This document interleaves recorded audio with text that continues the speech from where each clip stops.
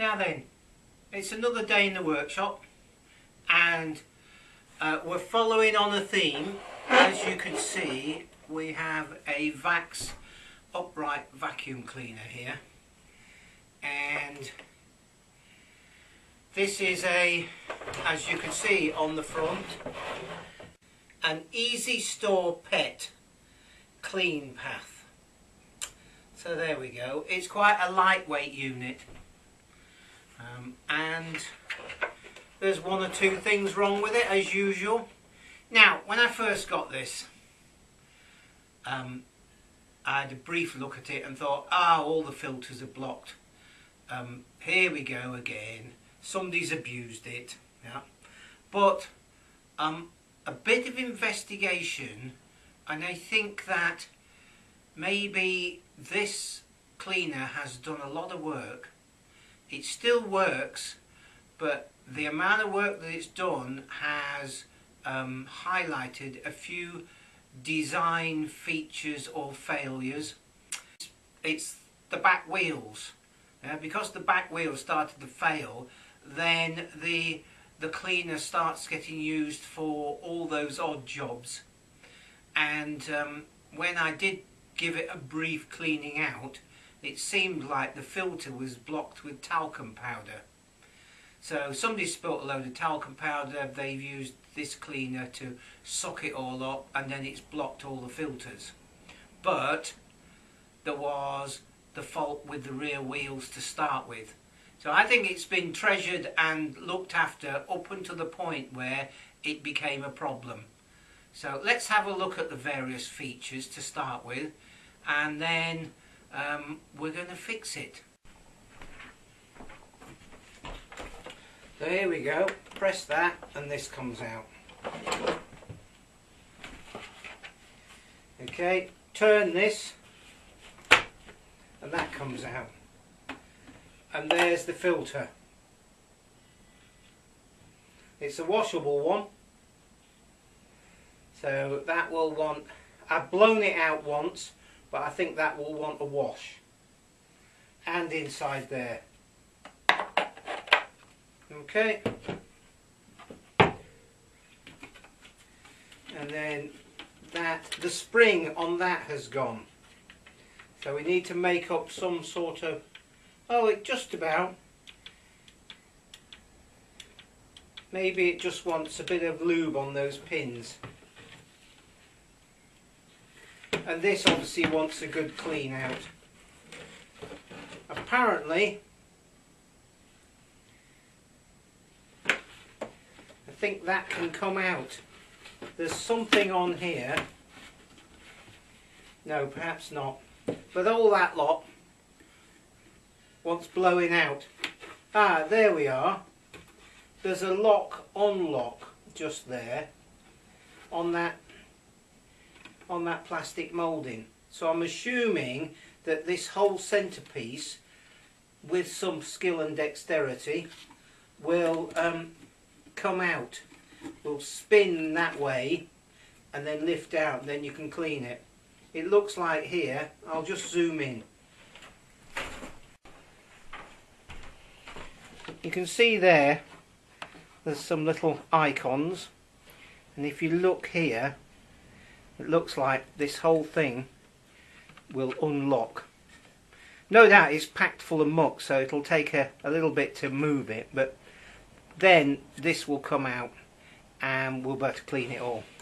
So that's that bit. So another feature, and it's missing off here, but there would be the output of the motor. So a post motor filter, and that would be a HEPA filter. Obviously it's missing somehow, don't know why. Maybe they took it off to try and get some suction on it, and the other filters were blocked and then never bothered to put it back in. But there's a little label there talking about cleaning them. So I don't think that's much of a problem.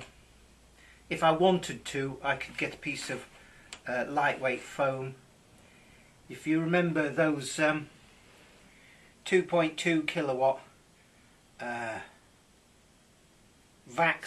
vacuums, I've got a spare motor, and in there is some of this HEPA filter that I could cut to shape and then make up something, a piece of wire or something to hold that in place. The main consideration, however, is that the wheels at the back are worn out. If you can see here, that ring there is supposed to come all the way round, but it's literally worn away. So because it's lightweight, it's created a problem. So the other side is just as bad, if not worse. And I've only got one wheel. Therein lies the problem. If I had two wheels, I could maybe get a piece of plastic waste pipe, cut it to shape and hot glue it in there. Yeah, warm this lot up, warm the piece of plastic pipe on, put the glue on and then slide it in. But we don't. So what we could do is turn a piece of ash or hawthorn, something like that, that fits in there and goes all the way in, and we can hot glue that in place. And if we turn that with a spigot on the outside, say 3/4 inch diameter, then we can make a wooden wheel out of inch plywood, something like that, some birch faced or 3/4. But then how are you going to hold the wheel on there? Because you don't want a screw sticking out to scratch everything. But like this wheel, it's got a recess in the face. We could counterbore it and have a screw and a washer that holds the wheel in place. I'm going to have a think about this, but it's a plan, and that's what we've got so far. Whilst we're here, and before we get on with that wheel project, I'd like to look at this rotor. It's got a lot of, well, it looks like long hair on it. So we're going to undo the screws and see what happens. So 1, 2, 3, 4, 5, and I'm hoping that this will now come off, but it doesn't seem to want to. Maybe one has to take it off from the back. I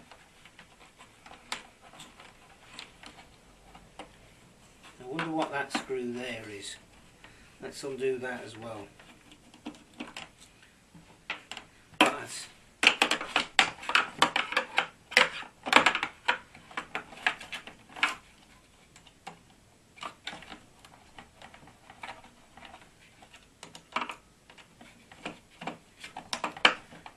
loose.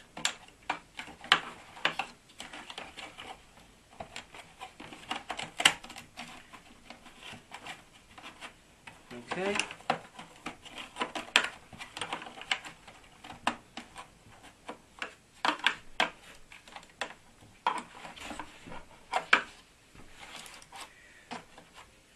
Give me a minute.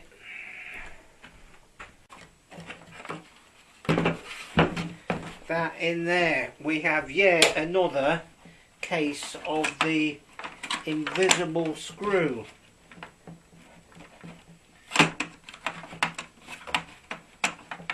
And the problem here is I've only got one of these, so I can't get too extreme with it.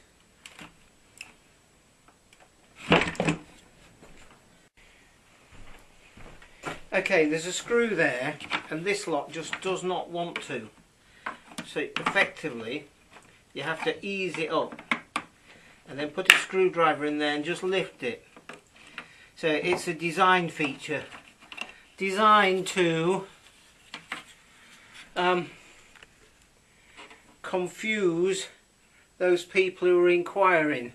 So there's that round peg that goes in a round hole with the screw going through it, and it will not lift up rather than straight up like that. Yeah, so you've got to get a little lever in there and pop it up.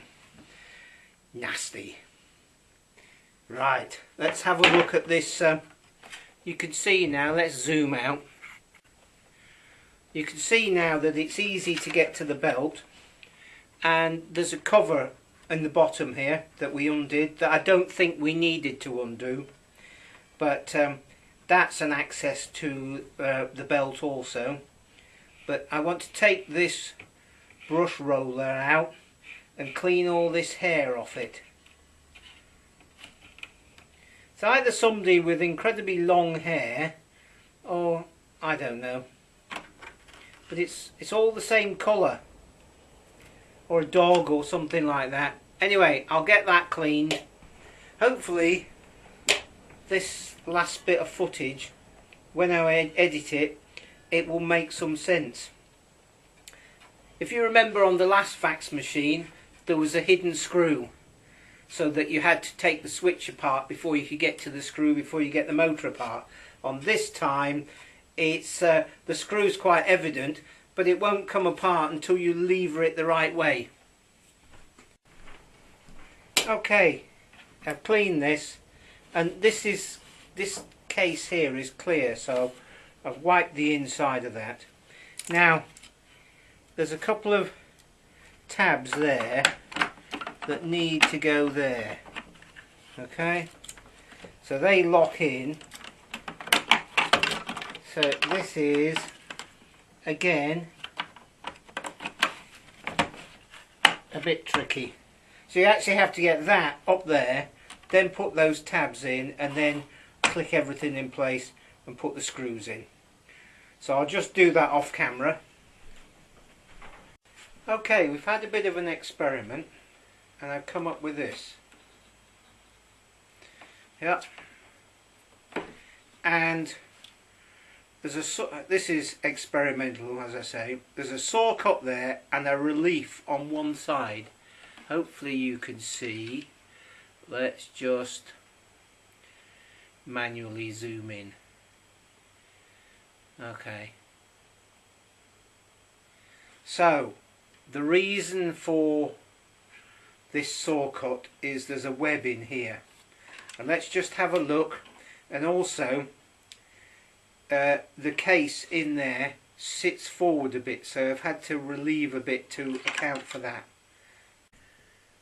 So as you can see,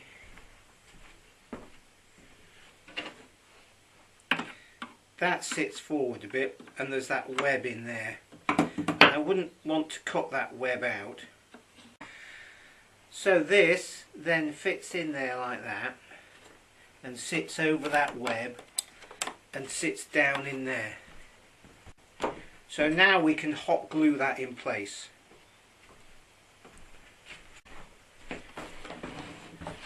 Also, we've got this wheel. This is out of ash,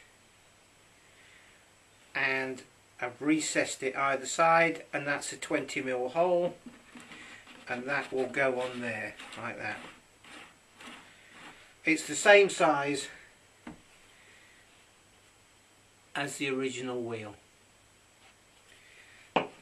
So the thing to do now is to shorten this spigot so that it's flush with the bottom of that hole. And I just need to mark that, but I'll have to find my pencil.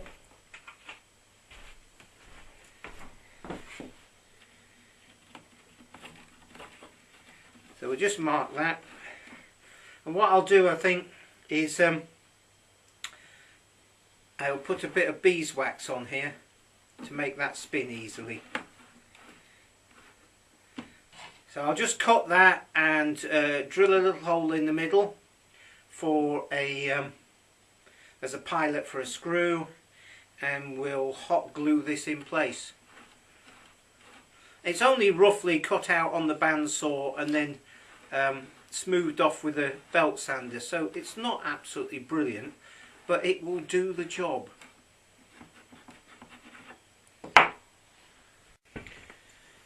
Okay, let's give this a go.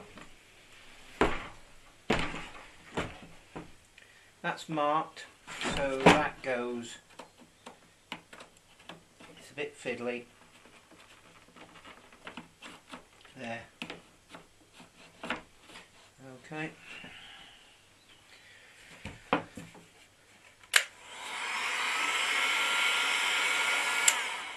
We just warm everything up so that the hot glue doesn't harden straight away.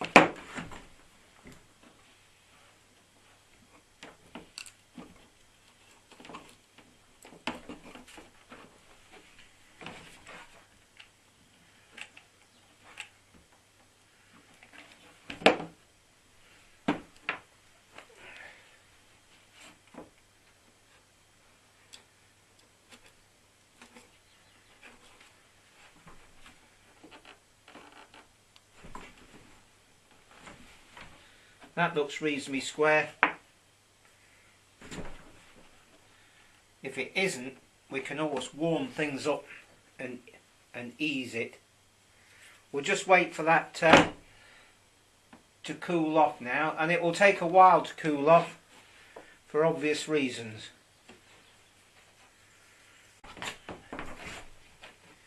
Right, I've got some wax here. It's quite solid.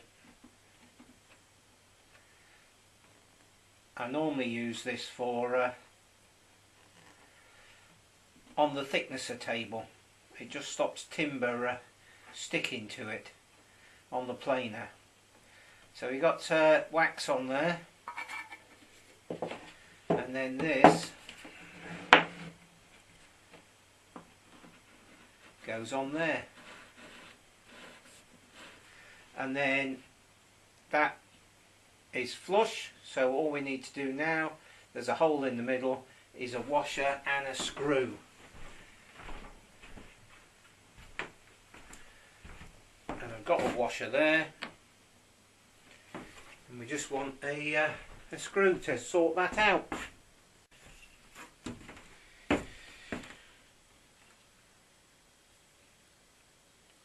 $26.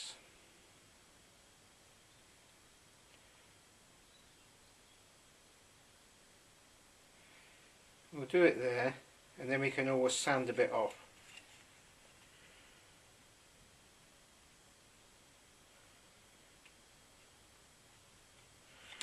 That'll do.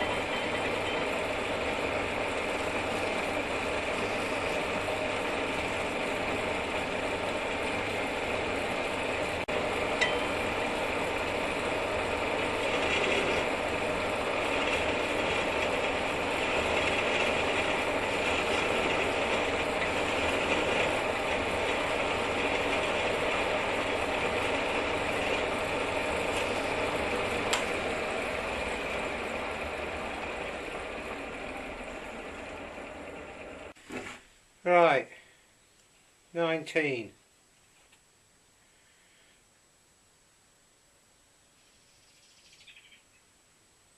And a little bit. I'll do.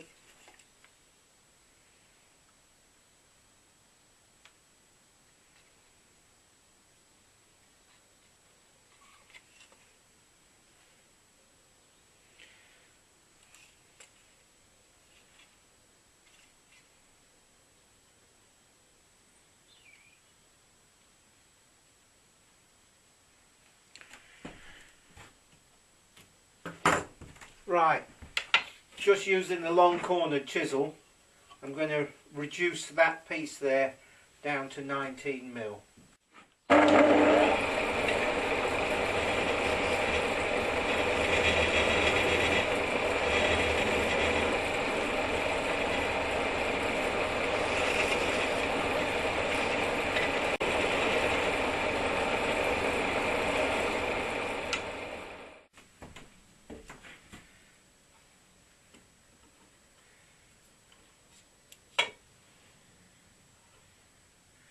26.6, 26.5, just a bit more.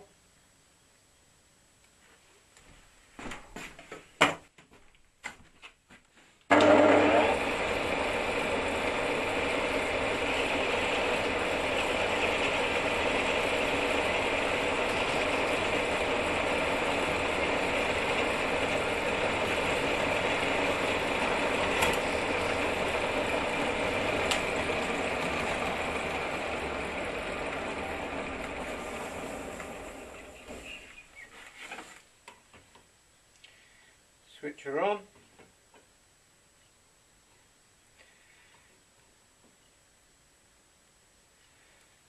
$25.8. That will do, because you've got to allow a bit of space for the glue. Now this one wants to be 19 for the wheels, and it's 20.5. Okay, so we want a bit more off that.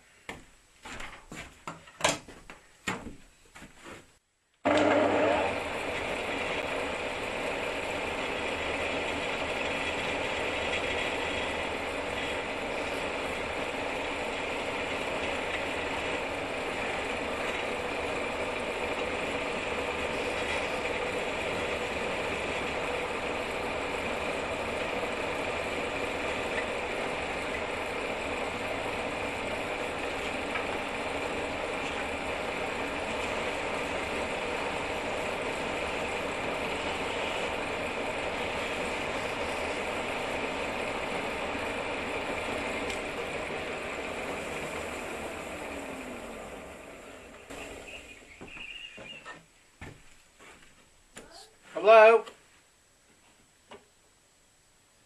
19.3. That'll do nicely. Okay, so I've got both of those done now, and that was just a little bit of footage of me turning the other spindle on the lathe. That's a homemade lathe, and it uses a 3-phase motor just as a headstock, not as a motor. And an old guy who I used to know years ago, he machined a back plate so that that 3-jaw chuck would go on there, which is very useful.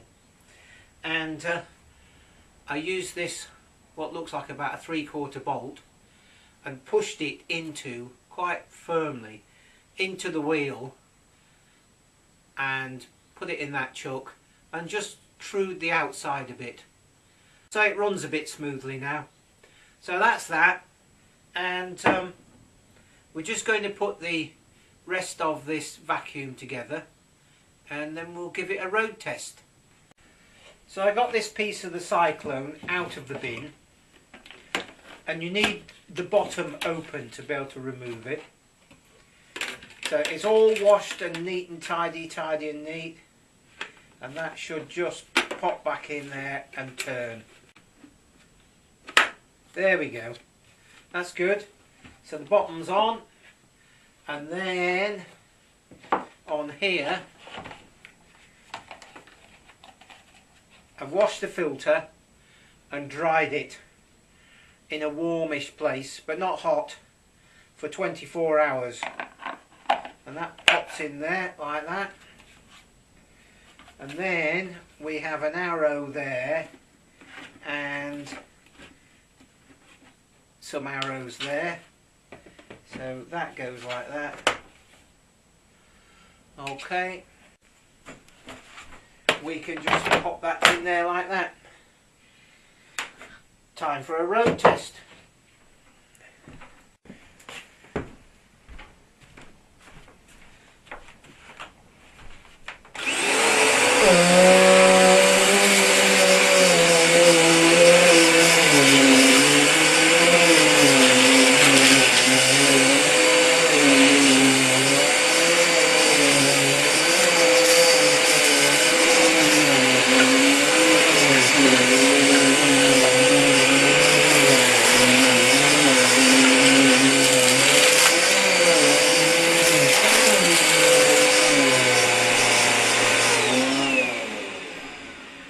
And of course, the reason why it's called an easy store is because that folds down like that.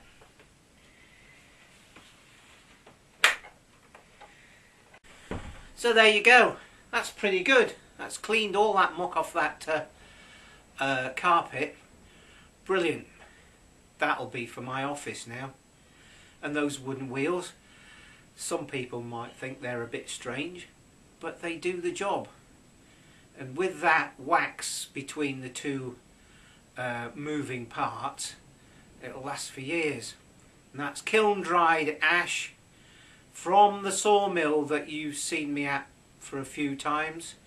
Got the big horizontal Robinson bandsaw and that huge splitter. So I'll put links to those at the end of this video, but catch up with you soon.